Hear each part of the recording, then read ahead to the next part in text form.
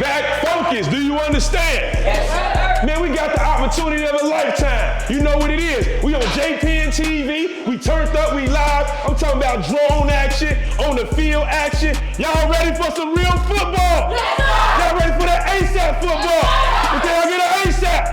Can I get an ASAP? Hey, we ain't missing no tackles. Do you understand? Yes, sir. Do you understand? Yes, sir. We in our ski mask behavior. You know what that mean, right? Yes, sir. You know what it mean? Yes, sir. Man, JPN TV one time. JPN! JPN. JPN! JPN!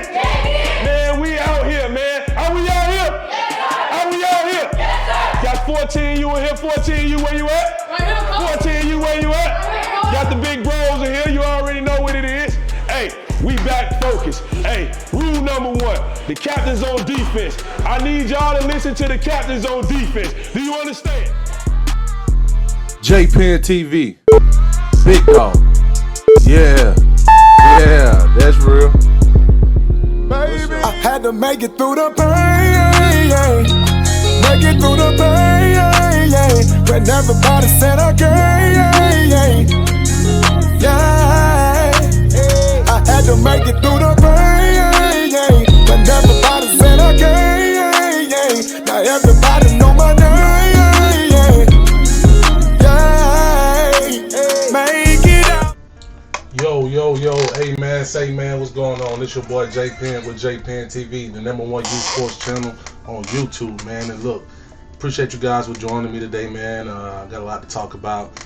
Before we get started, man, shouts out to the Southside United 7 vs 7 passing league and all the good things you guys are doing out there with the lineman challenge, the 7v7, the 9v9. If you guys attended that today, please jump in the comment section and let me know what happened. Unfortunately, your boy was not able to be in the building, but I did, put that time to good use. So shouts out to everybody who made it out, and don't forget to drop in the comment section how you guys did in today's Southside United 7v7, man. On that note, man, I want to jump right into the show. This show is dedicated to the Ellenwood Gators elite organization based out of Ellenwood, Georgia.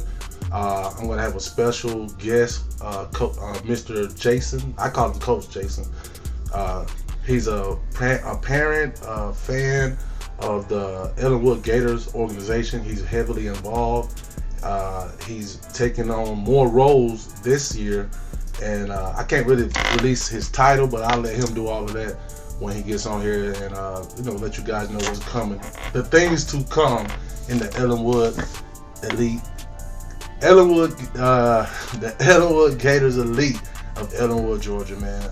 On that note, man, I want to show you guys this video and jump into it. This is just like a brief recap of the championship run that they had last year in the GNYFL league down here in Georgia, man, where football is king. Georgia been running things for a long time, and the GNYFL is a new emerging league in Georgia. So enough of that. We're gonna jump right into this video, man. Let me know what you guys think in the comment section, and then we're gonna jump into the interview with my guy, Coach Jason, right here on JPN TV, home of the certified big dogs. Yeah. Get back focused. Do you understand? Yes, sir. Man, we got the opportunity of a lifetime. You know what it is. We on the defending champ. We turned up, we live. I'm talking about drone action, on the field action. Y'all ready for some real football? Y'all ready for the ASAP football? Can I get an ASAP? Let's go, baby. We here. Let's go. Let's go. Let's go, baby. Let's go. What's going on, Coach? Yes, sir. I see y'all made it in here. Yes, we have. What up, Gators? What up? What up, bro? It's all business. We're about that business, Paul.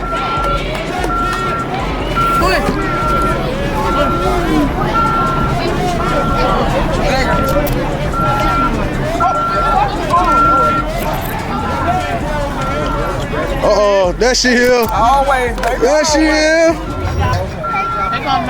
Hey, how you doing?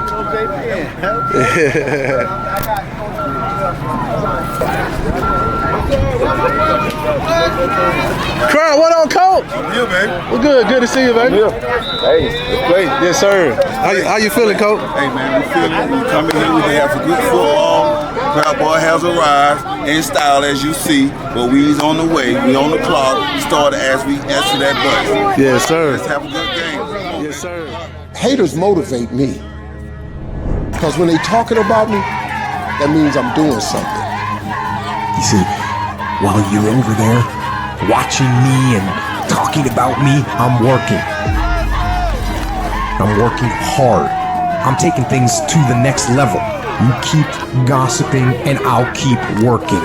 You keep talking smack and I'll keep working. You keep focusing on everything and everyone else and I'll keep working.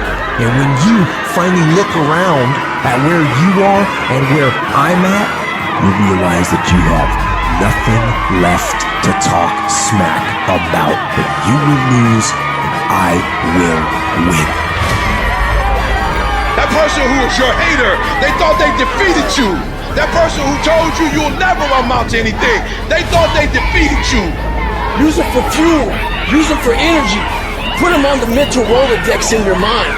And when you don't want to do shit, roll through your brain. Pull up that motherfucker that you need. That person who said you couldn't do something. Use it for energy. Instead of killing them with kindness, torch them with success. Oh, you're being unrealistic. You're dreaming. Yes, I am dreaming. So a lot of people have stopped dreaming. Don't you stop dreaming. You're gonna get up, you're gonna get dressed, you're gonna get out, and you're gonna do what you've been called to do. You're gonna be what you're called to do. You're gonna have, and you're gonna prove to everybody that tried to break you, you're gonna prove them wrong. Everybody that tried to stop you, everybody that tried to kill your dream, you're gonna prove all of them wrong. When you're uncommon, get ready for the criticism. When you're uncommon, get ready for the opposition. When you're uncommon, get ready for the common people not to understand you. When you're uncommon, have uncommon ways. Get ready for people to try and block you and conspire against you.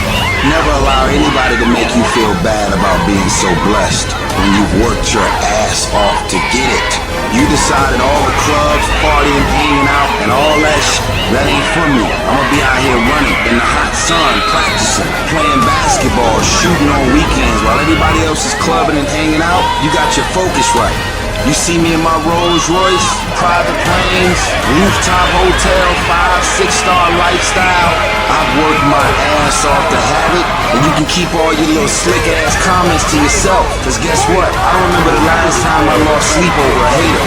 Shut the noise out. Embrace the fact that people don't like you. You should do something right. Develop the interior core where it doesn't matter if people call you crazy. One of the things limiting you from your income, your impact, and world-class life, you care too much about what people think about you. Everyone has an opinion. Why let the opinions of other people deny you from a life that will make history? All right. What we at? 11 under? 11 under. You got the Stockbridge Generals and the Ellenwood Gators. Stockbridge, I think a lot of people would say they're a sleeper team to be in this position. Ellenwood Gators, they've been rolling all year, and I just think Ellenwood has too much. Stockbridge has a great team, but Ellenwood, they're well coached, well put together. Their offense and defensive line is amazing, and I don't think a team in this league could stand up to that offensive defensive line. So I got Ellenwood Gators for the win. We are. Y'all unique. I love it. Still organization. Fantastic. Congratulations on the 2023 GMYFL Championship. Great job.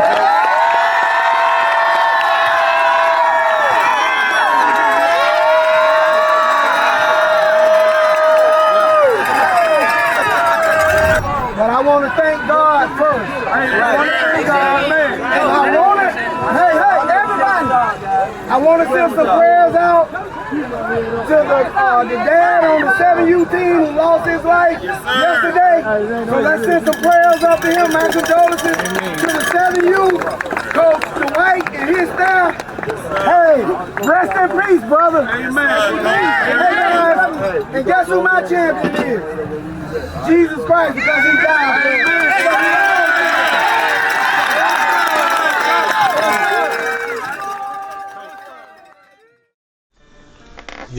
Yo, man. Hey, look, man, we got to give a special shout out to Coach Lowry and his 11U Gators Elite, man, out of Ellenwood, man. Not only did those guys handle business in the league of the GMYFL League, They also went out to handle business in the state, winning a B2C state championship right here in the state of Georgia. Then they went on to take their talents throughout the nation, and they won the Pinnacle National Championships, man. So congratulations to my good friends over there at the Ellenwood organization. Shout out to Coach Larry, shout out to Coach Johnson, those team moms, Coco, and my dang, she gonna kill me, man. My other girl, Miss Bell, man. Shout out to the whole organization over there at Ellenwood, man. You guys put on a world-class effort as an organization, but especially at that 11U age group, man. I was surprised to say the least, man. They knocked off my favorite team, the Griffin Bulldogs, who were back-to-back champions prior to falling short last year in the 2023 season. So with that being said, we're going to jump right into the interview with Jason, and he's going to break down some things based off of last year, some projections going into this current season.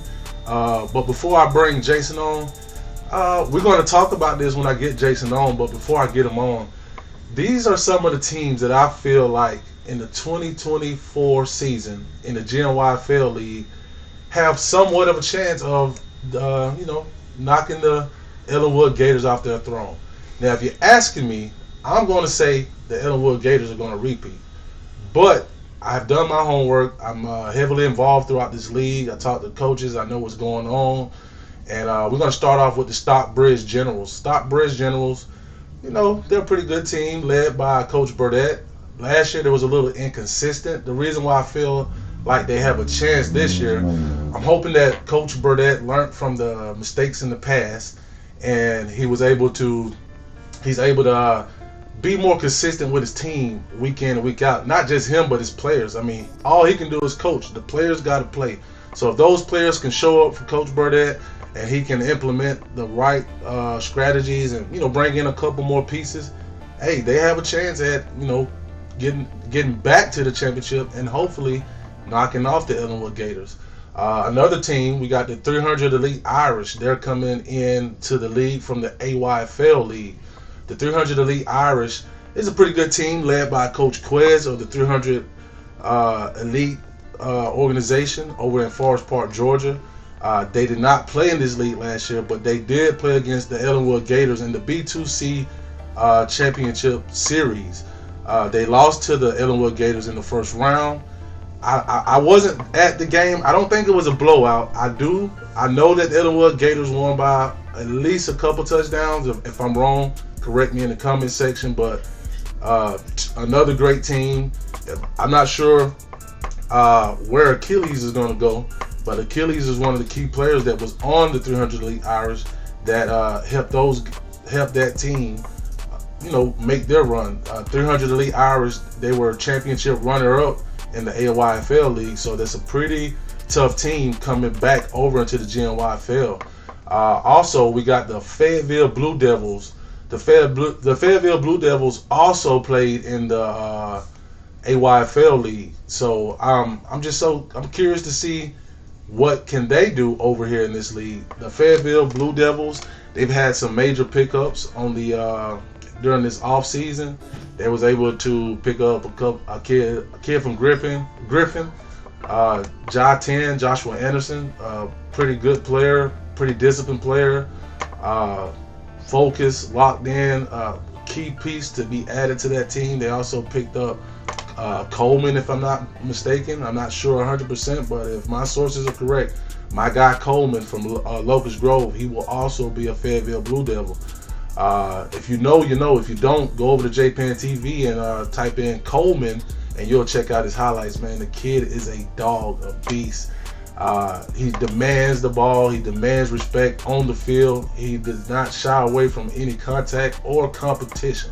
My boy Coleman is certified right here on JPen TV. They also picked up a player from the Tucker Lions. They also got Levi from the Stockbridge Generals over at the Fayetteville Blue Devils. So in conjunction with what they already had last season, being a pretty good competitive team in a very competitive league, I'm curious to see what can they do over here in the GNYFL, and could they be the team that knock off the defending champions. And last but not least, man, we have the North Clayton War Eagles. The North Clayton War Eagles, They're led by Coach Slate. I got a good relationship with Coach Slate. Coach Slate coached my son in his first year tackling football over when he was a part of the Clayton Trojans. And he's a pretty stern coach. He believes in his boys. He's a very confident coach, and he invests a lot of his time into his players and making sure they got what they need. I think this is going to be his best year yet. I think this is going to be his best group of talent since he's been coaching from the 9U, where I first came in contact with him over at the North Clayton. But now he's with the North Clayton War Eagles, 12U. So, man, these are the 4 teams that I'm thinking that have an opportunity to, just maybe knock off last year's 2023 Gen Y failed champions.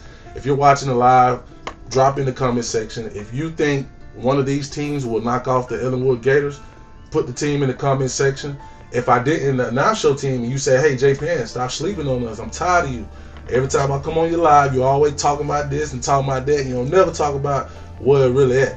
If that's you and you think you can knock off not only the league champions, the state champions, but the national champions, Ellenwood Gators, in the 2024 season, drop it in the comment section. Let me see. I'm gonna do my homework. I'm gonna pull up on you. I'm gonna bring the camera. I'm gonna show the people what you got going on. If you can stand up in the paint and stand up to that challenge, get in the comment section right now, man. But on that note, we're gonna go right into the interview with Coach Jason. Man, y'all give Coach Jason a warm welcome on episode 2 of J Penn TV Coach's Corner, man. Thank you guys for tuning in. Coach Jason, where you at, big dog? Coach Jason, where you at? Yo, welcome to J Penn TV, man. Today I got my special guest, none other than my guy, man, that man, Jason of the Ellenwood Gators, man. How you feeling, good big dog? Man, lovely, man. Great, man. Glad to be on here with you doing this interview. Yes, sir. What? Make stuff happen. Hey, man, it's always good to have a good conversation with you, man. How your day was today, man? Oh, man, it was good, man. Went to the football field, saw a couple of teams play. Saw Taylor play. Saw, the Spartans play. Yeah. Saw a couple of North Henry teams. I really don't know which age group it was from North Henry, but I saw a couple of them play. Who won today? I didn't get a chance to make it out. From what you remember, who won and what age groups? When I left, Taylor them won. Taylor beat us. Yeah. First game. And I think I watched the Spartans. I watched our 8U play, but I left during the middle of the game because I had to come home. But what I saw North Henry had like 3 or 4 teams out there. Okay. But I really don't know who won, who lost. I know we took a L. Gotcha. Taylor snuck an L from us. Out there tackling, flag football. Shout out to the flat, man. OTL, man. Only the family. Taylor and Moon and my boys. So look, we're going to take a journey down memory lane, man. I want to talk to you about the 2023 season from an Ellenwood Gator perspective. I remember meeting you on the live. Actually, you was tapping in, joining in, letting folks know, hey, man, y'all better stop sleeping on Ellenwood. We putting in work in out here. And from that moment, I started paying more attention. So let's start with 5U all the way up to the best of your memory. I know you wasn't around every team every week, but for the best of your ability, give me your perspective from last year. Well, 5U.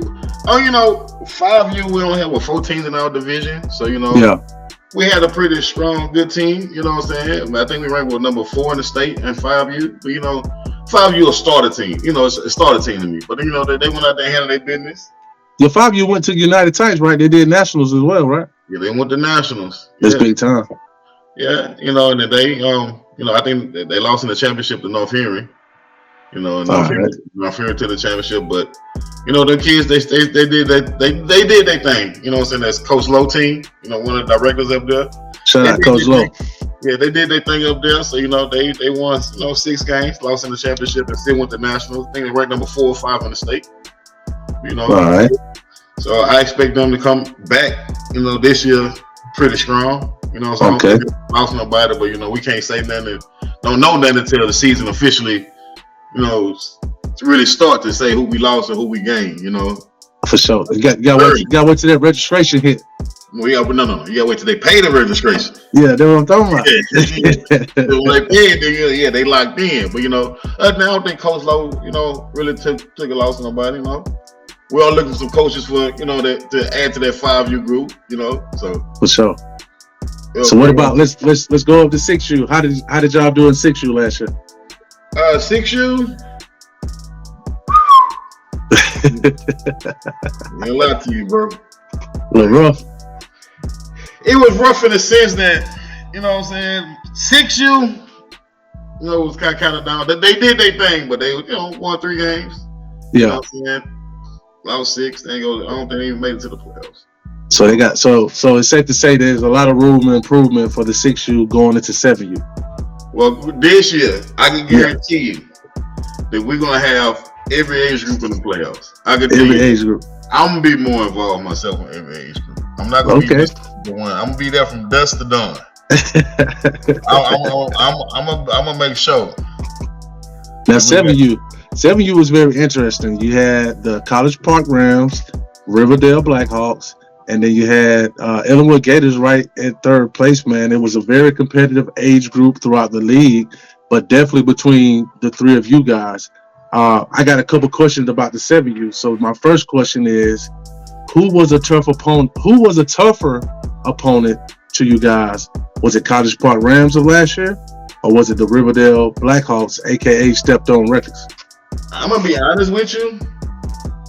I don't think it was neither one of them, to be honest, the truth.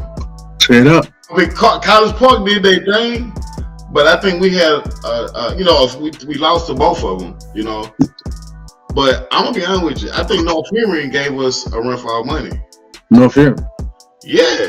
If that's with Coach Vince Miller, right? Yeah. If we wouldn't have got the interception at the end, we could have lost that game. As a matter of fact, man, I got to put a plug. The game that you're speaking about, I just so happen to have that game on JPN TV. So, for all you viewers, if you want to check out the game that Jason's referring to, go over to JPN TV, type in Ellenwood versus North Henry, look for the 7U division, and that game should pop right up. But break that game down for me, Jason. The North Henry game, man, it was, obviously the game score was 6-0. For sure. And then I'm being honest with you, the first half, man, that was kind of running. That was running up a little. That was running through us, man.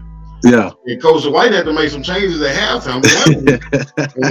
Them halftime adjustments. Yeah, man. It's like, I ain't gonna lie to you, boy. Like, he had one of them. He had a defensive lineman that was just rushing in.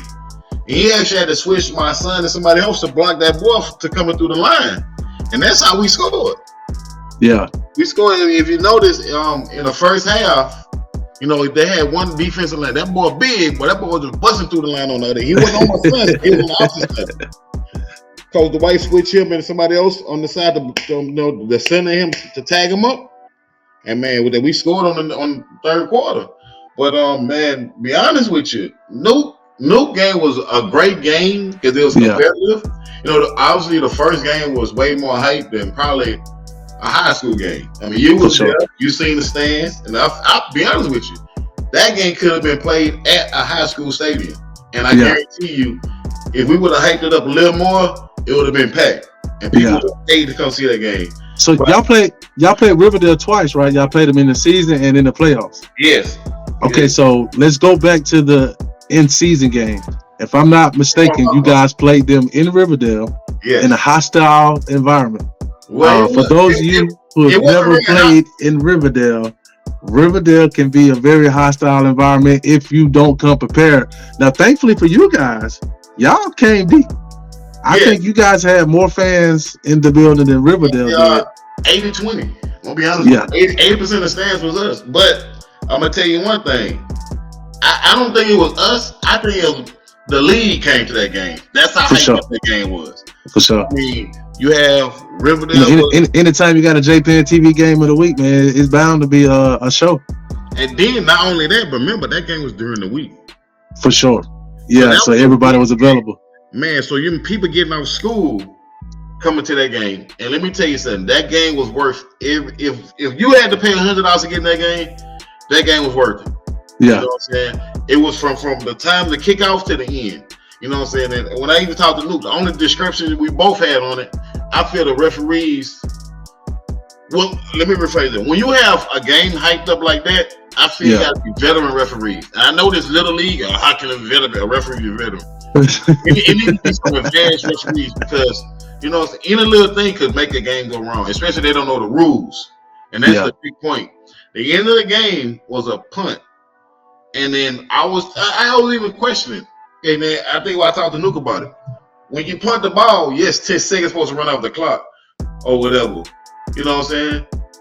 But they let like 45 seconds run off the clock. Yeah. And not saying that we could have came and won, but that was crucial. And they had a couple of plays that came run back on both ends. That was crucial too. And then I feel that if it was more better referees or more referees that understand the game, this game, and not, I don't know whether the referees are rookies or not, but it would have been a little bit better. But like I say, that's something that we need to talk about at the coaches meeting too, because these hyped up games, or any game, you know what I'm saying? Not saying no game should be hyped up, but a game like College Park in Riverdale, or not OTF in Riverdale, Ellenwood and Riverdale, College Park, these games need to have referees that know the rules. So you will mess up like they did in the playoffs in Rockdale. You remember what happened in Rockdale? They screwed up and they had to go back the next day. But at the same time, in the playoffs, remember they had a 6-7 overtime game? Referees knew the rules, so the game went smooth. But you know, it's stuff like that if we don't talk about, it just gets swept under the rug. But them the stuff we need to speak about. No, for sure. Yeah, but I mean, I can say that College Park was a decent game. You know, Taylor came in with a mind frame to, you know, he a homecoming spoiler. So if you ain't come prepared to do that, he gonna spoil the homecoming. But at the same time, you know what I'm saying, at the end of the day, you know what I'm saying, they capitalized in 7U, but you know, they came better prepared than us. Like I said. Now speaking of College Park, let's go back to College Park before we fast forward into your playoff game, going back and playing Riverdale again. So if my memory serves me correct, again, you guys had College Park homecoming at your guys' place, and College Park came in and kind of embarrassed you guys. No, they were prepared. They came prepared. Yeah, we didn't come prepared like them. We came prepared, but not compared like them. Taylor came in, and his mind frame was he wanted to spoil homecoming. Yeah, and that's what he came in did. He came to spoil homecoming. Wait, did they all like pop fireworks and all kind of stuff? That 7U, they went crazy. They came to spoil homecoming. That was their motive. They came to spoil homecoming. And to say that, you know, at 7U, I think they're not in the 9U. I know we're gonna get to it, but at 7U and 9U, they came to spoil homecoming because they knew the other age groups probably wasn't gonna win, but they knew that 7, 8, and 9U was gonna win. Yeah. But yeah, I mean, that's why I can't really say that was tough opponents that we lost. But then again, you know, Riverdale, you really wasn't really a tough opponent. It was just competitive. Yeah. College Park, they you know, they came in, they actually, you know, they beat us. Yeah. You know, so I if I had to say, they beat y'all. I mean, according to the scoreboard, they beat y'all a lot worse than Riverdale. The first game. Yeah, Riverdale only beat us by 2 points. Like, yeah. You know, that was, I'm saying it, that was, yeah, we lost that game. I'm not pointing fingers at the referee, but I honestly think that was a officiating standpoint that it could have went a little better. It could have went in overtime.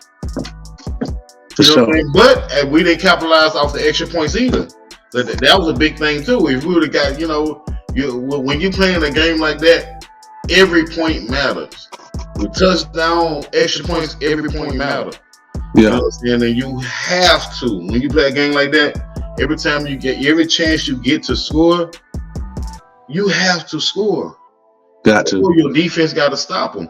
And I can say that, you know, at 7U, we had a great defense. You know, only 2 teams scored on us. I can agree with that. Riverdale and College Park. Them the only 2 teams scored on us. Nobody else scored on us. Okay, so Riverdale beat you guys by 2 points in the season. Mm-hmm. College Park came and spoiled homecoming, and then you guys had a tough exit in the what, second round of the playoffs or first round? Yeah, man, that second round of playoffs, man, Nuke. And let me tell you something about Nuke, man. And that's why I applaud, I salute him. Because he went and did film study. Yeah. And he found our weak spot. I wonder where he watched that film at. JPN TV. But I'm gonna be honest with you. He found our weak spot. I'm gonna say that. I addressed this with Coach Dwight too. And when he found that weak spot, he went to that side and they scored. Had no business. If they wouldn't have scored on that weak side, we would have won. Yeah. Like that was a, you was at the park that day. That was a muddy day. It was horrible. It was wet and nasty and everything. But surprisingly, the fans were still out there. It was still deep. Yeah, it's playoffs. It can be snow, anything. The fans is going to show up, and I'm gonna tell you something. And that's what I like about our league, because one, I think we did have to pay to go in the playoffs. Yeah, $5. Yeah, but at the same time, and shout out to I think we played that with the Georgia. We played at Georgia Elite Stallions, McDonald. Hey, shout out to whoever the lady that was cooking in there. Is she from New Orleans? Yeah. Baton Rouge. Yeah, she had that kitchen. She had that kitchen. I don't know her name. She coming on here when she watch it. But man, I salute to her. But she did her thing. But at the same time, man, our fans gonna show up regardless, man. Even that first week of the heat, our fans would have showed up. I believe so. And then I could just say that, this league, man, when no fans and parents show up, they're gonna show out. For sure. That's what I love about this league. So now we're gonna go to the 8 and 9U of last year. From my understanding, I don't remember too much noise being made in 8U and 9U for you guys. Our 8U, they need a little work. They got the same coach coming back. You know what I'm saying? He actually doing the flag for 8U now. You know what I'm saying? I see he added little pieces to it, but they had a rough season, man. They had college. Riverdale. They stopped the game in the second quarter. He didn't have a good season. Stepped on. Yeah, he happened. Riverdale was my team from the jump. You know what I'm saying? I said that since day one. But man, our AU, we didn't, man. It got some work to be done. You know what I'm saying? Our record ended up being, I almost see our record right now. We so low down, man. Gee. But you know what I'm saying? Let's not embarrass the organization. We're just gonna say for the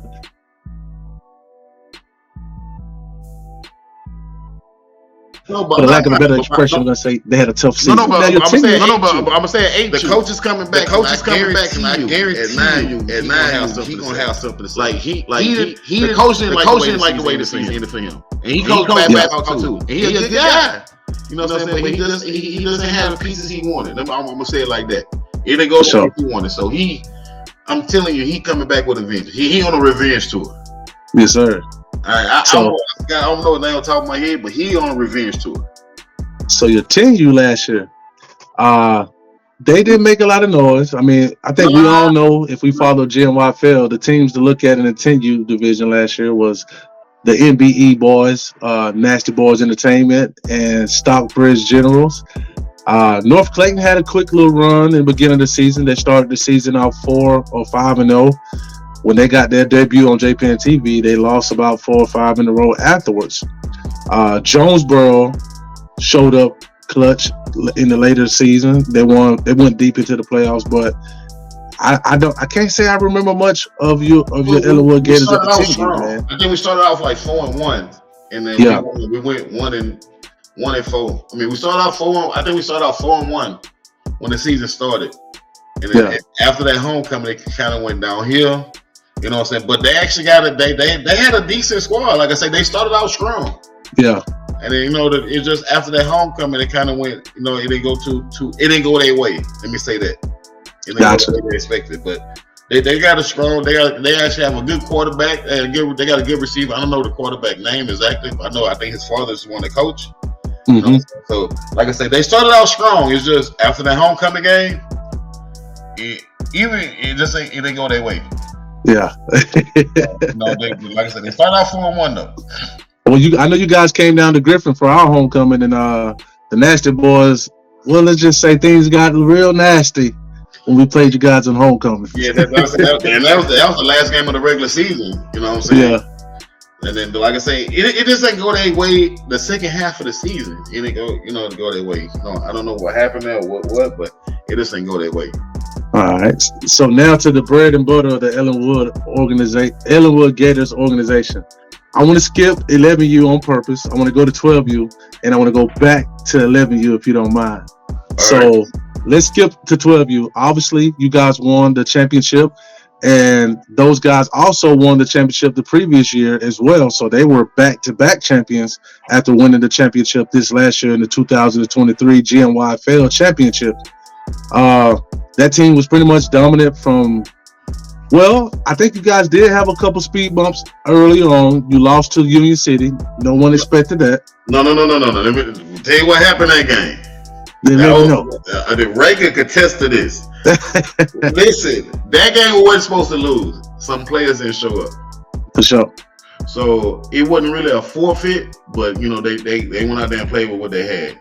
Gotcha. That's what happened. And I think if according to, I don't want to quote Ray. I want Ray to speak on this. Yeah. But it was something dealing with a lot of players didn't show up, and it was a total. I did. Now that you mentioned that, I do remember hearing something like that, and I want to go a step further and say, when you guys lost that game, it kind of shifted the energy in the 12U division last year because everyone was, like from the beginning of the season, it was a clear Gator championship. But when you guys lost to Union City, it was like, hey, hold up. We got ourselves a more competitive bracket this year or what? Ray could tell you he wasn't even worried about it. He wasn't even worried about it. Nah, it wasn't nothing to panic about because, like I say, Ray knew he was going to win it. I mean, there was no competition in there, man. I mean, not saying there wasn't no competition, but Ray know what he had. Let me say that. I definitely had a good team. Yeah, man, a good, strong, fast team. Gotcha. So the 12U, I can commend on that, and I hope they do get the 13U this year, so they can So before we talk about the 11U of last year, I want to give a shout out to your last year's 12U champions. Anytime you win a championship, man, it's to be admired, respected, and to be applauded, man. So if I did give you guys enough shine last season, I want to take this opportunity right here on this broadcast and give a warm shout out, a big congratulations to the last year's 12U champions, Ellenwood Gators Elite. And with that being said, your 11U last year, who's looking to repeat as a back-to-back champion and win it at 12U again this year. So hopefully you guys can pull that off. But with that being said, the 11U Ellenwood Gators of last year, I wanna set the tone, man. Because I kind of grew the. Oh, I see the hardware, man. I see the bling bling. You got 3 rings. Yeah, I think one represents the league, one represents the state, and then one got to represent the national champions of the 11U division, man.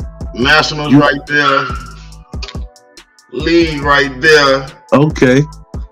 And then we had the state champion right there. Yes, sir.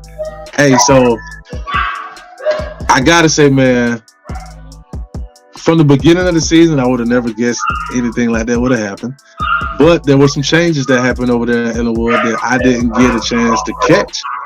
Now, I did come out there preseason, but I guess they wasn't out there at the time, so I missed the changing in the coaching staff and things like that. But just Coach Lowry didn't show up till I think a month before the season started. Really? So Coach Lowry had 4 weeks to put that team together. 4 weeks. Yes, and I want to say this. You know what I'm saying? Burnett. I always say that. He put teams together. And Bernardini. You know what I'm saying? Shout out to Burnett, but Coach Lowry brought 8 players from his previous team. Yeah. My grandson. I didn't know Coach Lowry from a can of paint. I didn't even know me and Coach Larry was at sports together. My son played with 6U. He was coaching 10U. Gotcha. I didn't even know that. But I was going to 2 different parks when my 2 years ago. And I told myself I didn't want to do that. So my son came play flag for the Gators. And I was like, well, I'm not going to do the same thing I did the year before. Let me put everybody in one park. So when I came, I came and called Coach Larry. Hey, I got my grandson, want to play. Coach Larry said, bring him. Now, Coach Larry told me I just came here 3 weeks ago, so I'm still trying to put the team together. And then that first game, when I seen we played Rockdale, so that's 5 weeks since from the start he put that team together to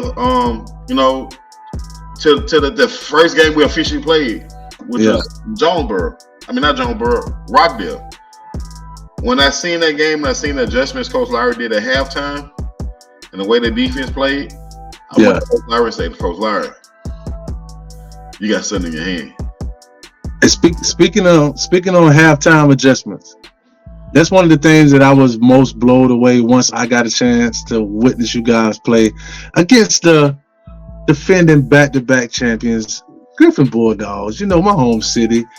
Unfortunately, you guys came down to my city and y'all handled business. But that was the first game where I really was just all the way into and all the way locked in because it was 2 very competitive teams. Both you guys were, I think we had lost to College Park, but I don't really count that. But anyway, 2 competitive teams on our homecoming. You guys drove down on the bus. Before we get into the game, what made y'all disrespect my city and come down in the charter bus? Why y'all had to do it like that? No. Let me explain. I'm glad you asked me that. Yeah. It wasn't really a disrespectful thing. Y'all was the defending champions. For sure. So, first and foremost, when you play a champion, especially a defending champion, you don't take them lightly. For sure. So you practice hard all week, first off. Mm-hmm. Understand the game.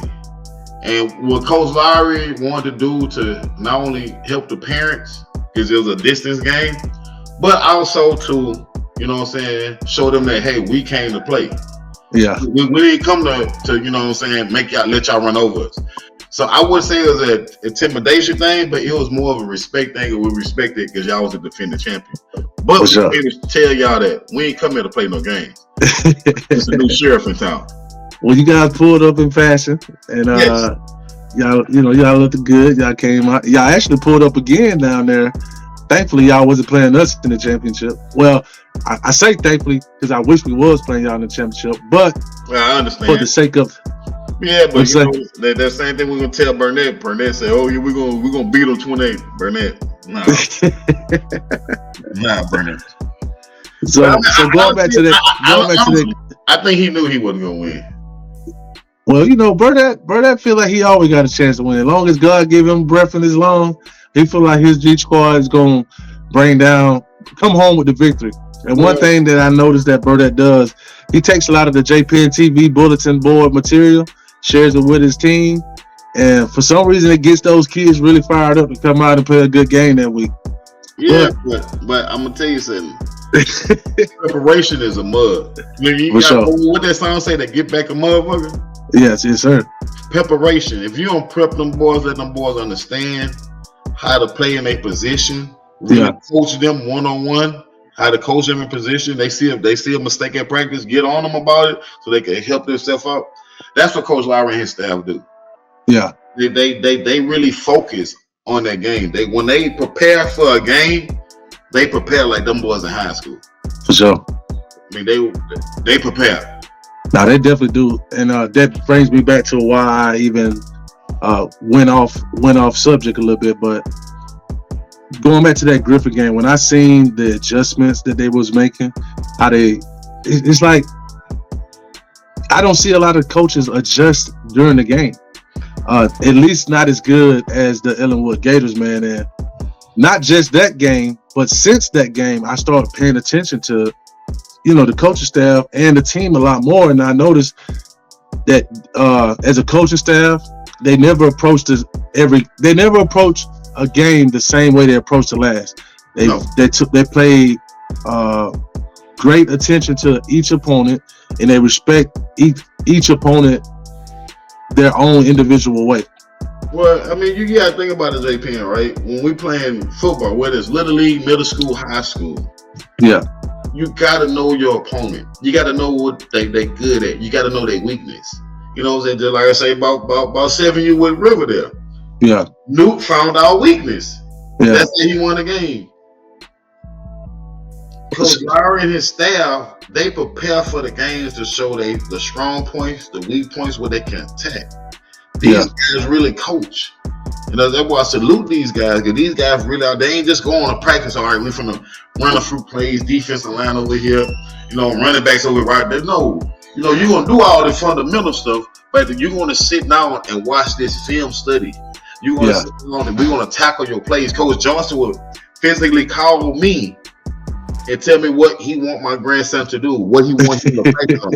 Like, if your coaches ain't doing that, it's only so much you're going to win. Yeah. If your coaches ain't calling you personally, calling your child personally, hey, man, we need you to step up. We need you to do this. We need you to do this. Man, you're not going to have a 3-time champion in 1 year. No, you're right about that. You know, it's not going to happen. You might win one by the grace of God. You know, the other two, you know, it's going to be hard. It's going to be hard. Right. So with that being said, you guys went on to dominate the league. You went undefeated. I think the closest game you guys had was a Sandtown game. If I'm not mistaken, your quarterback was a little roughed up that game. We can talk about that now. The only reason why Sandtown even got close, because Twin did something that he wasn't supposed to do. Yeah. That's the only reason. But at the same time, I even asked Coach Larry, that was my birthday. That was my birthday night. Coach Larry came in from a birthday party. Coach Larry, why you ain't put the other twin in there? He couldn't answer the question. So, like, you know, but me, we still came out of victory. But Coach Larry could have easily put the running back twin as quarterback. Yeah. In fact, our last game, I'm gonna give you something. Our last regular game, the second to last regular game of the season, I think we played Jonesboro. Not either Jonesboro. I think it was Jonesboro. Our offensive coach, Coach Noble. Shout out to Coach Noble. He didn't even coach offense that game. Quarterback twin did the offense, ran the offense that game. Yeah. Coach Noble didn't even coach. So he took the day off.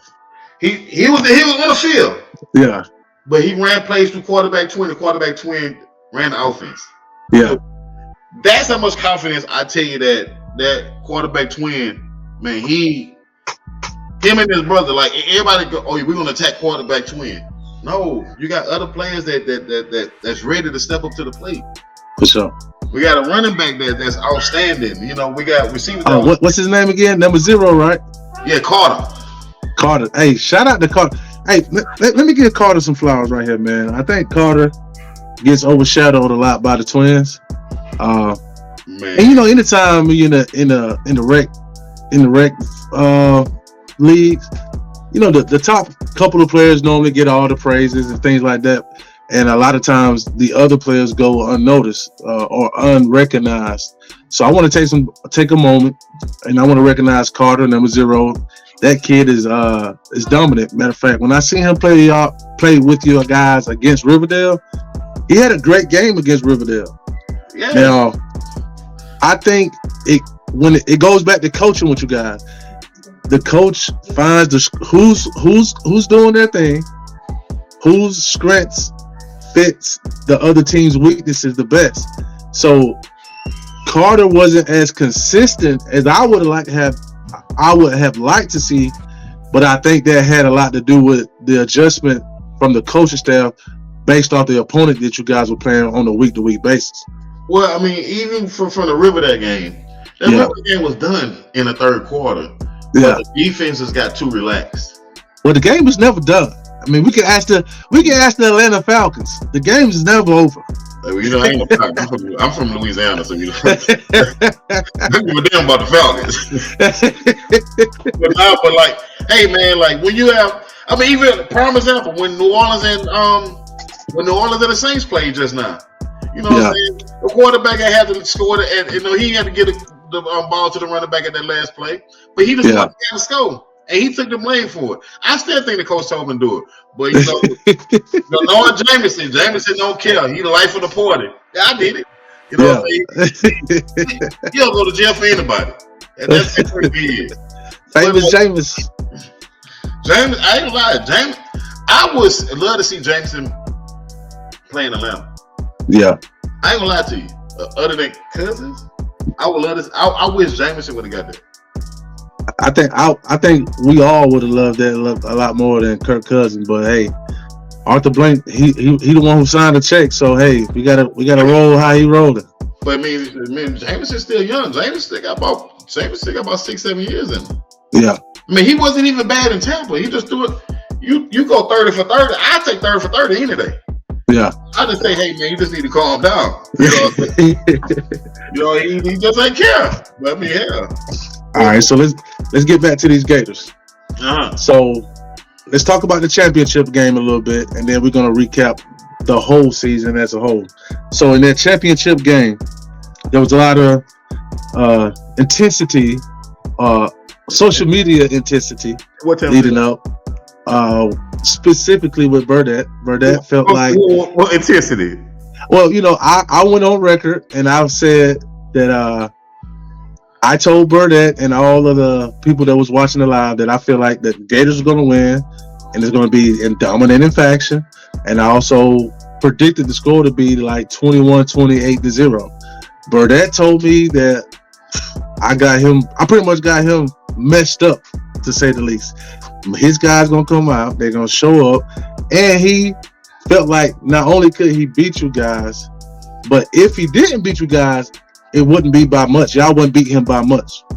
Let me ask you a question. Did I even go on live that week with you, or I just stayed low? I think I stayed low. I can't remember. I think that championship week I stayed low. But the reason why I stayed low because, for one, Burnett, we're at a you just have one play. We know we have one play. The only reason why you scored that touchdown, Burnett, and I will be honest with you, we told our cornerbacks, stay with your man. Just like you tell anybody, don't fight. Stay with your man. Our cornerback big.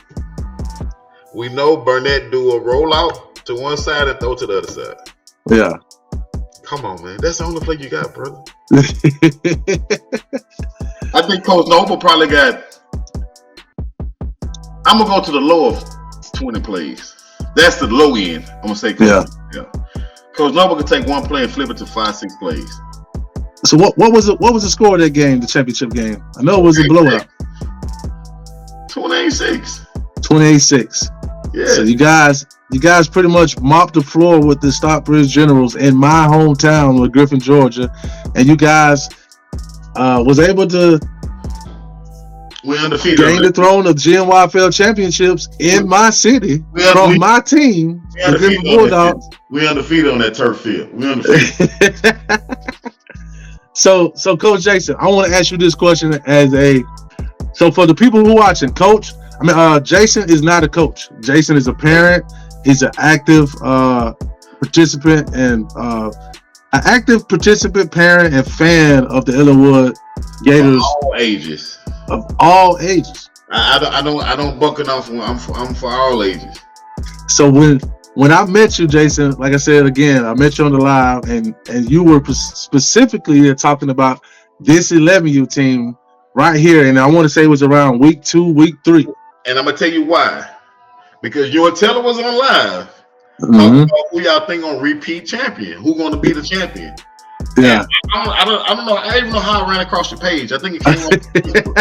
I heard teller say something about Union City gonna win it. I'm like, Union City, and then y'all talked about something else. Y'all didn't even mention us. Yeah. Like, oh wow. I said, whoa, I was in the comments like, we could go back to the live.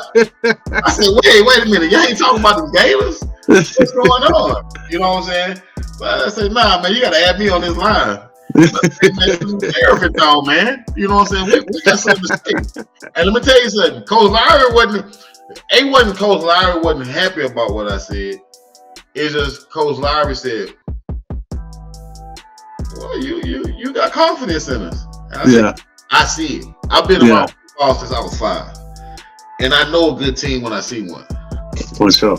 So when I tell you that I know Coach Lowry, I know what he had. Coach Lowry, Coach Johnson, Coach Noble know what they had, but they just wanted to make it better. Man, they did that. And like I say, when you put us on blast about the Riverdale game, man, let me tell you something. Hey, Coach, hey, if you know Coach Johnson don't play that. He embarrass him. Hey, I think I pissed off the Ellenwood Gators Association that game. Man, and I'm gonna tell you something. From that Riverdale game, all the way to where Burnett scored on 6 points, nobody scored in between a month and a half. Yeah. In fact, I don't think nobody got past the 50. Yeah. Like I'm gonna be dead ass. Like Coach Larry. So the GNYFL league, everybody they played against, they got JPN TV to blame for that. Yeah, so they did. Where we played after the Riverdale game, yeah, we had something to say. For sure. They had something to say. But not only that, but you put a target on the players' back, and the players they came into the season because they wanted to win. They took a loss in 9U championship. They took a loss in 10U championship in different leagues. So 11U, them boys say they gonna win. They not losing. Yeah.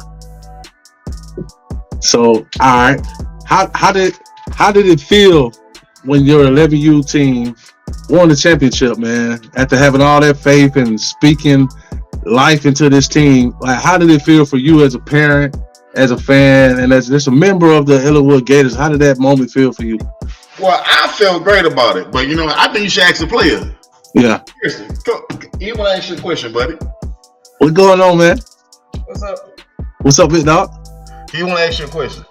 How did you feel, man, last season when you guys knocked off the Stockbridge Generals in the 2023 GNYFL championship? Oh, it was great. I felt amazed. Yeah. I never thought we was gonna make it this far. But tell them what you did at the end of the game, though, to close the game out. What you did? Got an interception. Got an interception, yeah. Yes. He's number 20, right? Number 5. Number 5, yeah, that's right, number 5.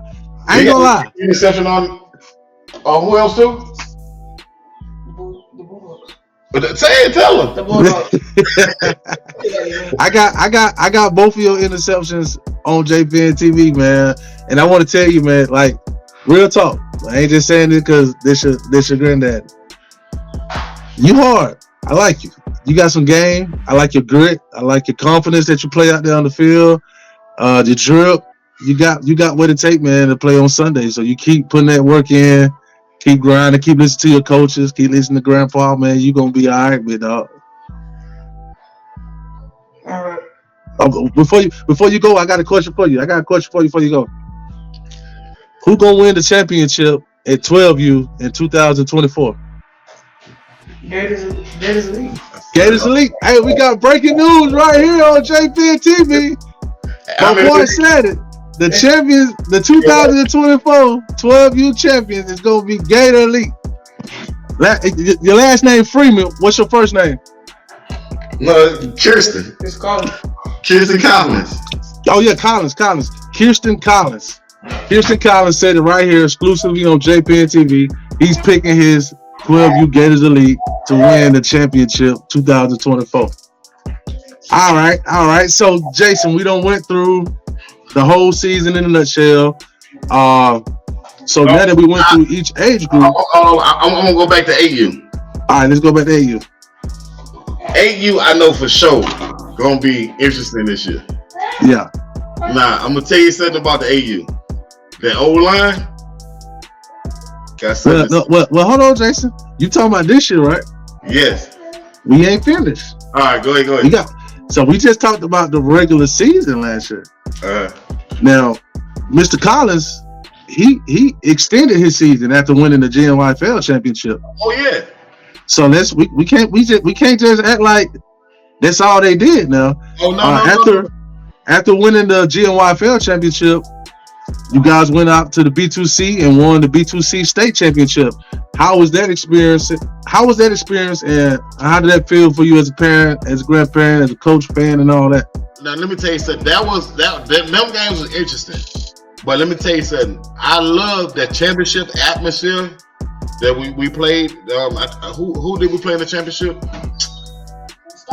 No. I think it was the Vikings. The Vikings. Man, elite Vikings. I salute that team there. Yeah, they played tough. Yeah, they played tough, but that was a great game, man. That was a great game. Hey, do you remember that name of that kid? I think his name was Ray Sean. He was number 6 on the ATL Vikings. I don't remember his name, but his parents was in the stands. Yes. It was so cold out there. We was all literally in one bunch. Yeah. Both team parents and said we was at one bunch. It was cold out there, but it was a great family atmosphere. Yeah. But it was great. We loved it, but like I say, salute to them, salute to 300 because, like I say, my man's played. I met him. Oh, that's right. Y'all beat 300 in the first round of the B2C state playoffs, correct? Yeah, and then let me tell you something, right? Achilles, man, you know what I'm saying? That's a great kid, man. I tell you that. You know what I'm saying? He did what he can do, but at the same time, sometimes it take a lot of teamwork. You can't win it by yourself. You know what I'm saying? It's a team game. You can do what you can, but it's hard to win by yourself, man. For sure. So, but they did their thing. 300 did their thing. The Vikings did their thing. We came out on top. Yes, sir. So, before we transition into nationals, you guys handle business at B2C, won state championship. But there's some breaking news that the 300 Elite Irish is going to be in the GNYFL League this year. How do you think that shakes things up? And does that make your guys' road to repeat a little bit tougher, or it's going to be business as usual? I mean, for us, it's business as usual. We take everything. Not to discredit them. Yeah. You know what I'm saying? When you work every week on a different team, it's business. You know what I'm saying? Win, lose, or draw is business. So, everything is business. I mean, them come to the league, it won't change anything. You know what I'm saying? It'll just add more teams to it. But, only 4 teams can make it to the playoffs. For sure. So, at the end of the day, I think it's 6 teams, 6 or 14. I don't know how many teams. Yeah. You got to at least get that playoff berth. So let me ask you this. I got a slide that I got. I have it popping up when we. Let me find it. I'm gonna pop this slide up, and basically, I got 4 teams on this slide. You can't see it right now, but I can. So I'm going to tell you the 4 teams that I got on this slide that I feel like have the best chance at knocking off your 12U champions this upcoming season. Now, I'm riding with the Gators now, but these are the 4 teams that I think if you guys take a loss to, it's going to be the one of these 4. In no particular order. No, but I want you to go one team at a time. I'm gonna ask you a question about each individual team. Why you know what I'm saying? Go ahead. All right, I'm gonna say all 4 of them, and then I'll go back and you can ask the question about each one. All right. So all 4 of the teams in no particular order. You got the Stockbridge Generals, 300 Elite Irish, Fayette County Blue Devils, North Clayton War Eagles. Those are the 4 teams that I feel like out of all of the teams in the league have the best chance opportunity at knocking off the defending champions. All right. So your team was, you say the first team I said was Stockbridge Generals. Why do you think the Stockbridge Generals got it? So I'm gonna be honest. With Stockbridge, it's mostly out of respect. But before you say that, we didn't lose nobody. No, for sure. Team. Now, okay, y'all didn't lose nobody, but here's something that JPN have. Here's a little bit of experience that I have being JPN TV that I don't think a lot of people take serious. My guy Big A down with Griffin. He's over in Fayetteville Blue Devils now. Or the guy that was talking crap to me online. Yeah, he was the one that did the last episode 1. Yeah. So we got this thing called JPN TV effect. And you got to think, you guys are J Penn's team. And one thing about being J Penn's team, boy, oh boy, does it come with a lot of jealousy, envy, hate, want to knock, like, I got to knock them off. So even though you guys are coming back with the same team, and maybe some additions, there's teams that are looking at you guys totally different than how they looked at you guys last year. As a matter of fact, like you said, we was at week 3, 4, and I wasn't even mentioning you guys. So I feel like with the target on you guys back, and with everybody know what you guys got going on, and and most important, the respect that everybody has for you guys, they come into play. But going to Burdett, the reason why I feel like Burdett and the Stockbridge Generals have a shot is because when I look at them this last season, they were so inconsistent with their play. So it's like I don't feel like I really got a chance to see them at their full potential. So I think if they retool, sharpen up some things, get a couple key pickups, they stand a chance. I'm not saying they're favored, but they stand a chance at possibly upsetting you guys. You think so? If I had to put it on a scale of 1 to 10, I think it's a 50-50 chance. Well, I say 60-40, 60 your way. All right. Now, the next team is the 300 Elite Irish. This pick is going to be kind of hard. If they had the same team that they had last year, most important, that dominating dog, that certified big dog, Achilles, if for some reason Achilles were to be at 300 Elite again, I definitely think they got an opportunity at knocking you guys off. I would put them favored out of all 4 of these teams to knock you guys off. If they don't come back with Achilles, I still think that the things that Coach Quez is doing over there at 300 and his experience at being a head coach over the years in just the youth football universe, I think that he could potentially put a team together and possibly a good game plan to contain you guys just enough to get a few, just enough to win the game. I'm gonna be honest with you. With 300 coming and College Park would have been there, I think Smith would have had more of a chance to say I want to beat them. Yeah. Not us, but Stockbridge and 300. I mean, Smith knew what was coming. You know what I'm saying? Yeah. And then I don't know Smith personally, but I know what Smith was cooking up. Yeah. You know what I'm saying? Even before Clemens said it, I had an idea. Because Smith, I talk to Smith on a regular. Yeah. He's always say a few things that had me an idea. I knew where he wasn't going, but I didn't know where he was going. But I know he was going to be in the league, and I know he was cooking upset. For sure. You know what I'm saying? But I feel that, like I said, I'm not doubting none of them teams that you said, but it's just a fact that, especially when you come into the league, you know what I'm saying? First thing you want to hope is you got your players that you have. That's first and foremost, because, dealing with, 11, 12 first off, it's always hard for them kids to come to practice. You know what I'm saying? And then that's even with our 12U last year, they had to actually put practice on certain days to make sure everybody comes. It wasn't on the regular days that, they will practice. They'll come to practice Wednesday, Thursday, and Friday. Mm-hmm. They wouldn't come Monday and Tuesday. Give them guys a chance to do their homework and stuff beginning of the week and see y'all at the end of the week. You know what I'm saying? But, practice, like I say, you got to show up to practice and, play. You know what I'm saying? I'm not doubting the 12U. I'm not doubting no teams, but it's going to be a shootout. Gotcha. Now, another team that I have on my board is North Clayton War Eagles. North Clayton, we all know Coach Boone's over there. They're making a lot of noise throughout North Clayton as a whole, but Coach Slate, I got a lot of experience with Coach Slate. My son played his first year of tackle football with Coach Slate when he was over at the Clayton County Trojans. Shout out to the Clayton County Trojans.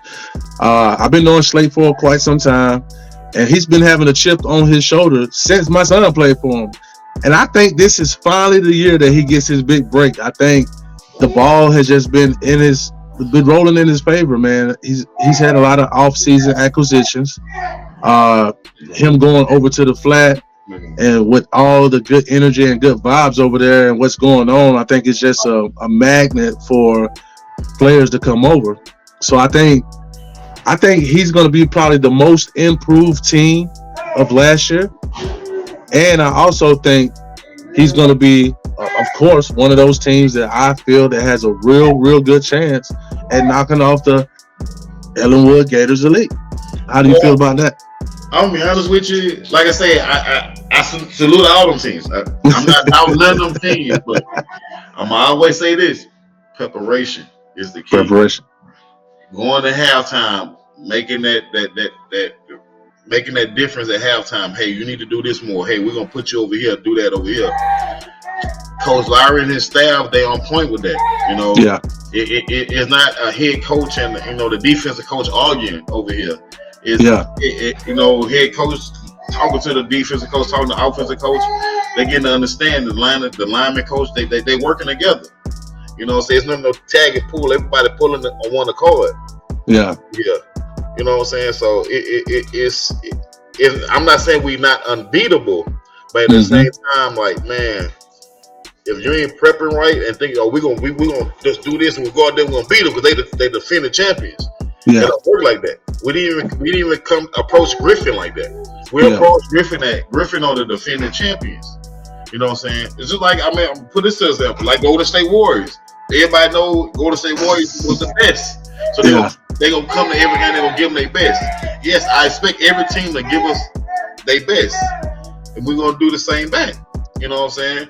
So the last team on my board is the Fayette County Blue Devils. I have the least amount of information about this team than the other teams, but I do have some information to provide. One reason why this team is on my board, even though they are a new team to the league, I got a chance to visit them guys after OTF Day. OTF Day was a Saturday. I visited Fayetteville on a Sunday. I got a chance to meet the coach. Seems like a nice guy, a great head on his shoulders, and he has a plan in place of what he wants to see out of his team this year. Ever since I went and made my visit, I've been, paying pretty close attention to what's going on over there. They've had some pretty notable pickups in the offseason so far. Some of these players, for one, I've heard they got a kid named Coleman Ashley. He's from Locust Grove Falcons. My son played with him. Kid is a certified dog. I wanted to coach the white teacher. Did he play with Coach Dwight? I don't think he played with Dwight. But he's, in my opinion, he's a dog. He deserves a certified big dog chain. And not that it matters or not, but I think in a time of black excellence, this kid right here, Coleman, he's a white kid, and I love him.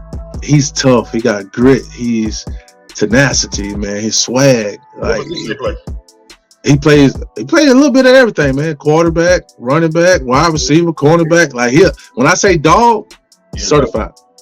You can stamp him. And but let me also tell you that this is good for the league where these teams come here, and that's why I applaud even Stockbridge, us, Union City. Teams wouldn't come here if they didn't think we had a good league. Yeah, they might think we have an easy league, but when we have a good league, we have people like you, JPN TV, people like Nuke, people like Lowry, people like Lowe, Ray, all these people. I can't name all the coaches. Yeah, they want to come. We got competition. We got something to say. Yeah, we want them to come. Yes, sir. We want them to come, but I hope they be on their P's and Q's when they come. Now they also got one of my guys from Griffin, Ja 10. He was another dog. He played a little bit of running back, wide receiver, cornerback as well. He's a great kid, high IQ, not very vocal, but when he gets on the field, he's going to do everything Coach asked him to do at a high level. Another big pickup for Fayetteville. They pick up one of the Burdette guys, Levi. Big guy, defensive end. Now you're going to have Burnett crying coming up. Build the team now. What Burnett used to tell Coach Lowry last year, he going to tell that to Fayetteville when Fayetteville whoop his ass. They got a kid named Levi. They got a kid from Lithonia Lions, who also was a great team last year. Man, they just, on top of what they had last year and what they picked up, I think they're a good team. Now I will say, not with the additions that I'm talking about, but with the team as it was last year, 300 Elite did get the best of them. They were in the same league last year, and I think they lost 2 games to 300 Elite. Once in the playoffs, I believe, and once in the regular season. But they're a nice sized team, good O-line. So O-line and D-line. And remember, that's one of the things that I feel like, that's one of the biggest reasons why I feel like you guys had a dominating performance last year, because of the pure out advantages that you guys had, specifically on the offense and defensive line. Well, remember, so with that being said, that's that's the reason why I have the Fayetteville Blue Devils up here on my board as one of the teams that could potentially knock off the 2023 GNYFL champs. Well, I'm gonna be honest with you, right? Even when I was telling you back last year about our team, I really ain't brag on the Twins a lot. Yeah. First thing I was telling you, it's hard to get past our offensive line and defensive line. Yeah. If you get past our defensive line, you okay. If you get through on our offensive line, you might got something. Yeah. It's hard if you got you can have a big line and not active. It's hard. I'm a defensive line specialist. I play D-line, I play defensive end, I play middle linebacker. I tell you, when I see a line and I know that line can move and fast and big, they got something. And I remember I used to tell you, like, man, we got a line that's hard. We got a line that's hard, Penn. I keep saying we got a line that's hard. Yeah. So with that being said, like, even when we played Riverdale, they didn't score running. They threw the ball. Yeah. They couldn't run. Burnett, he couldn't run. Right. Yeah. You can't run at us, and you won't get through our offensive line. Yeah. Once you give Carter that little, if you could put Carter through a little slit, Carter was gone. If you could he was doing his thing for sure.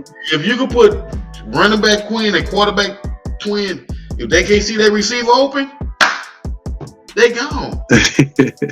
So it's all of that, and plus the coaching. But these boys are hungry, bro. Yeah. These boys are really hungry. Your noodles over there that you had earlier. So with that being said, man, we just talked about the 4 teams again. I'm gonna give those 4 teams for the people who just joined. The 4 teams that I feel like have a sliver of an opportunity to knock off the champions are the Stockbridge Generals, 300 Elite Irish, Fayetteville Blue Devils, and the North Clayton War Eagles. But unfortunately, we can't see that until the 2024 season kicks off. So with that being said, let's go back to the last recap of last season. And we're going to talk about the road to winning the national championship, Pinnacle National. How was that experience for the team? I know you didn't get a chance to make it to that. That's probably one of the only games you missed. But from the community over there, coaching staff, your grandson, and many others, describe to me the feeling, the experience of you guys not only winning national but going to nationals, being outside of your environment, giving these kids an opportunity that some of these kids never had. From my understanding, some of those kids never flew on an airplane until you guys went on national. So break it down for me. Give me that. Let me tell you. Them kids was going to the airport, bringing my grandson to the airport, watching all them kids go. It was happiness on my face because these kids went so far as winning not only the league champion but the state champion, but now you are going to the nationals. Like, that's a big deal for these kids. They didn't realize how big it was until they went there. But like, when you go to the nationals or get an invitation to the nationals, man, that's something that's for real. That's one of them experiences that you want to pinch yourself. Even as, you know what I'm saying, an 11-year-old, 10-year-old child. It's like, man, I'm going to the nationals, man. I'm going to play in the nationals against a different state. They were most of them kids' first experience going there. So like, it was I was a proud grandfather. I was a proud team member, a proud parent, proud coach, all in one. So I can just imagine how the kids and the coaches was. But let me tell you something. It wasn't easy either. I mean, that was a 2-week process. Shout out to the team mom, Coco and Coach Johnson. Because it was a couple of other people that really made it happen. But man, when you tell them kids that they going and we got to make sure they go right before Christmas. Yeah. That's not easy. I mean, as a parent, you're a parent, you know how it is for Easter. You're in the middle of going shopping and a team tell you like, hey man, we going to the Nationals, we got to go. And then I'm one of the parents that, hey, we're going to make it happen. You know what I'm saying? I didn't do what I wanted to do. I wanted to do more, but I did what I can. You know what I'm saying? But the team mom, Coco and Courtney, man, they made it happen. Made it happen. And shout out to the staff, man. I love you guys, staff. Yeah. I ain't like y'all at first, but you ain't gotta like somebody to love them. I grew to love y'all, man. Well, Penn, let me tell you something. You did what you're supposed to do. You put you put weights on our back. Yeah. And then when you put weights on somebody's back, they either gonna fall down or you're gonna make them stronger. For sure. And we ain't fall. Yes, sir. Yeah, I definitely got stronger. Yeah, so that was just one of the things that I'm glad you did it. Yeah. That's something you're supposed to do. You can ask Coach Johnson. Oh man, in fact, you didn't even know Coach Johnson, right? Not then. But I'm gonna get to that. Who else you just worked on? Coach Johnson. And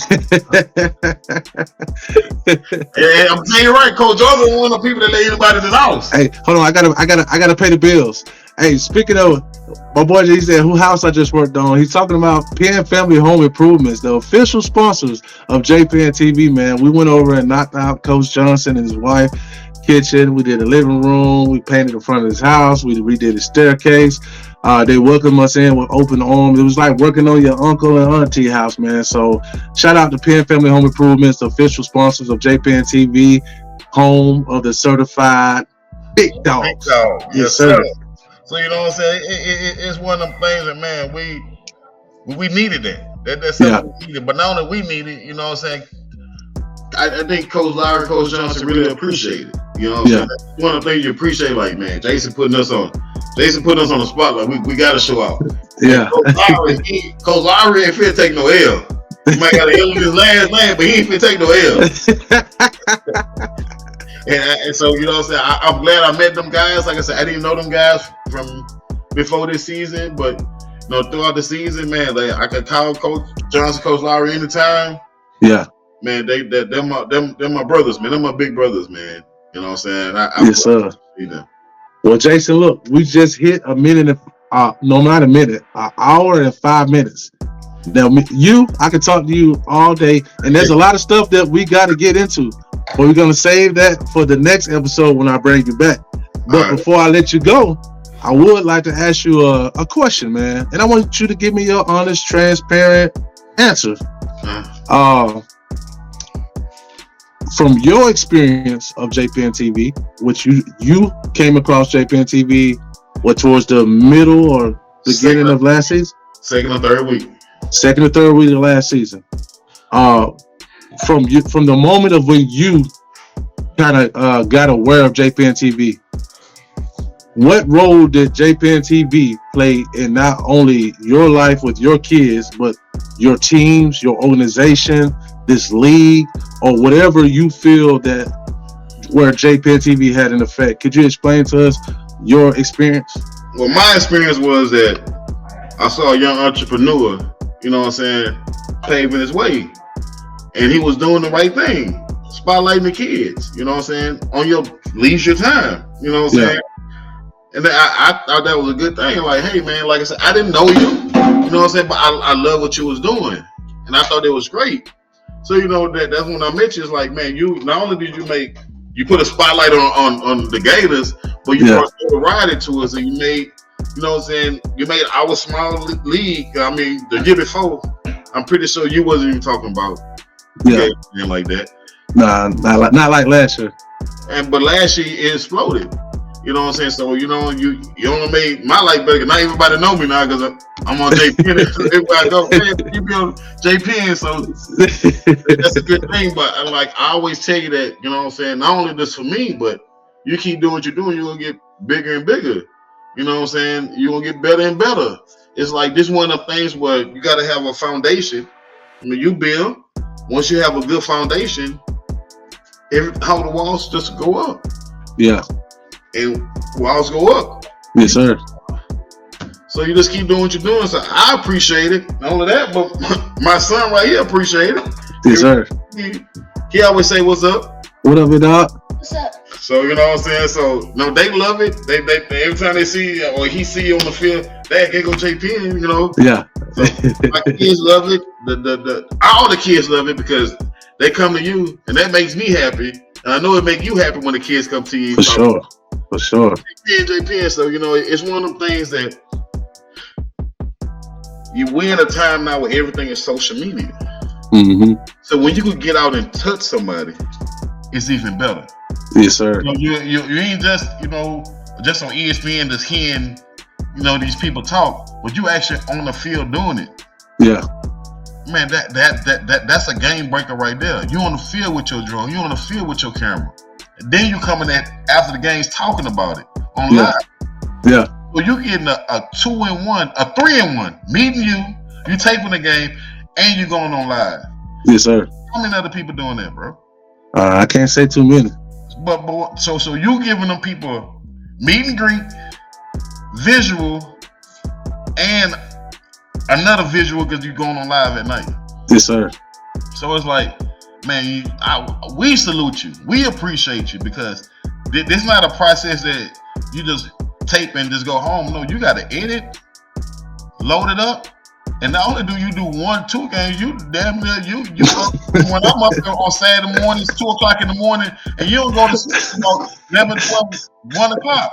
Especially when we going live at 9, 8 o'clock. Man, sometimes we be on that at 1 o'clock in the morning. Well, exactly. And then I get off the live and be working on editing the games. When y'all wake up, I have about 2-3 games out when you wake up. Sometimes when we go off live and I go to sleep, and I wake up 3 o'clock in the morning to go on Facebook and see that green lane, like this nigga ain't going to sleep. So, and like I said, we talked about earlier, I'm up 2 o'clock every morning. Yeah. And not only that, but here we turn around going on live back on another day, not only Saturdays, but during football season, we going live Tuesdays to not only recap from last week, but talk about the previous week. Talk about the next week going on. Yes, sir. So, you know what I'm saying? My life, I love it because I love talking to the kids. I love talking. I talk to my grandsons, my sons today. They know it's right. You know what I'm saying? And then, like, I was even telling Tweet Freeman, like, man, like, I hate that happened to him. But you know what I'm saying? That's one of them things where, any little thing that people, if they want to regentrify, any little thing that's going on, they want to take from us. I think I'm first doing it. You know what I'm saying? There's one of the things that we as a league, we got to understand what we're coming to. You know what I'm saying? Henry County do a great job of what they're doing, but it's more of the inner city kids. They get hurt. You know what I'm saying? Out here, we can manage, we can do what we can, make sure these kids are right. But, it's the inner city kids that get hurt about it because, they still in the slums or whatever you call it. Not all of them, but, you still got some of them kids that, I grew up in a low environment place, I grew up, like I said, I told you before, I grew up in Baton Rouge. So what they did at College Park, it happened to us. Yeah. You know what I'm saying? The city of Baton Rouge, man, you see the parks now, it's like, that happened way back in 89, 90, 91, 92. They wouldn't give him money up no more. But we had nobody to fight. Mm-hmm. We have a voice now. You know what I'm saying? How, you went down with Moon to the courthouse and you even said yourself, you saw stuff that you didn't even know about. Oh yeah. Most definitely made me want to make more trips out there. To get to the city hall meeting, them local government, them stuff we have to vote for. We got to know what they doing with our money. It's not their money. It's our money. We pay taxes. And people got to realize that you elect the officials, but when you don't go vote, you just giving them a free card. Yeah. So, it's one of them things that we just got to keep pushing, not only for football, but for our kids, but more of them inner city kids as well. So, you shedding a spotlight on them to be relevant. Yes, sir. So we appreciate that. Man, I appreciate you guys, man. Like I say, it's a team effort. You know what I'm saying? I like to say it's a team effort. I just like to play by part, baby. Man, you do what you can, and like what I'm saying, I want to salute all the teams. I don't know all the coaches by name, but from 5U all the way to 12U, Vince, you listening? We need 13U. We don't want to let these kids go play 8th grade football. We want to league, baby. All right, Jason, man, I ain't gonna take too much more of your time. I appreciate you for joining on with me tonight. Man, for those of you who don't know, this again, my good friend Jason, he's a representative of the Ellenwood Elite Gators organization, and he say they are not coming to play 2024. And guess what? After what happened last year, I believe it. They ain't coming to play, man. So, hey, Jason, appreciate you for joining me, man, and I'll catch you on the next episode, big dog. All right, bro. Yes, sir. All right, man. I hope you guys enjoyed that interview with my good friend, my guy, man, Jason of Ellenwood Elite Gators. Thank you for joining the show, man. On that note, man, I want to talk about one more thing, and I'm going to let you guys go. It's 11:30. The next clip is probably going to be about 5 minutes, man. This is a breaking news. This is one of the breaking news that I want to announce. Major pickup for the Ellenwood Gators Elite, man. This kid right here, man, I'm not even going to talk about it. We're going to jump right into this video, and then we're going to end the show. Thank you guys for sticking in with me this long. Make sure you guys join JPen TV Sports on Facebook. Make sure you subscribe to the channel on YouTube. Also follow me on TikTok. All of the content is right here below, all the handles. Check us out on all platforms, and more importantly, make sure you guys join JPen TV Sports. But let's check out this big key pickup that the Ellenwood Gators, the league, the state, and the national champions, like they don't already have enough. Let's check out this kid and see what kind of impact player they're looking to add to the artillery going into the 2024 season, man.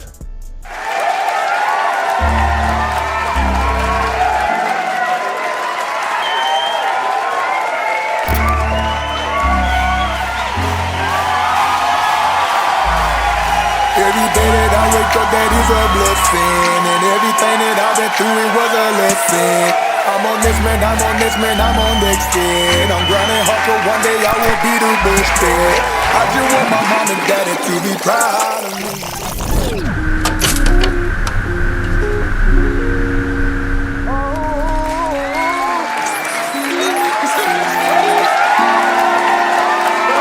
I had to make it through the pain. Everybody said okay, yeah.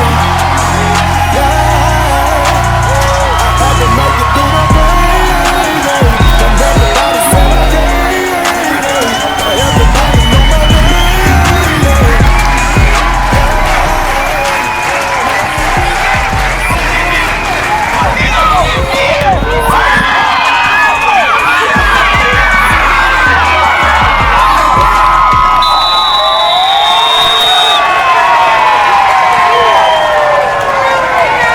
Jamir!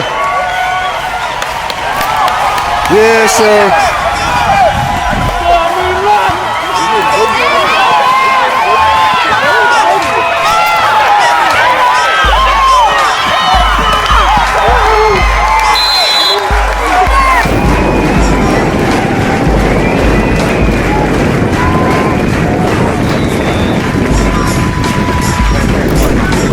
All right, bet. Come on. Against the Rams, it's gonna cost him 15 yards. Pass is up. Let's go! Drop down, look like that number 6.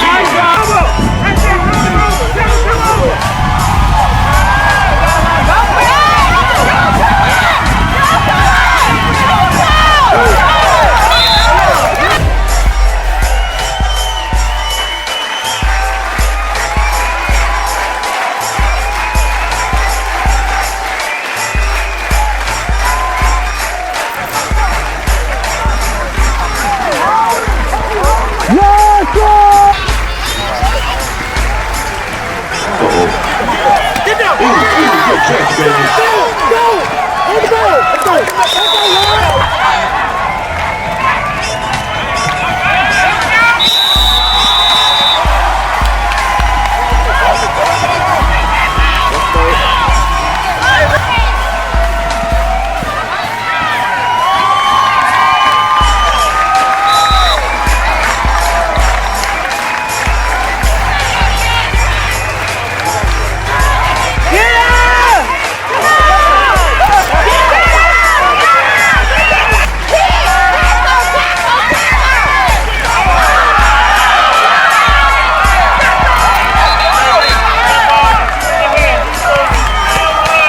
You already know it.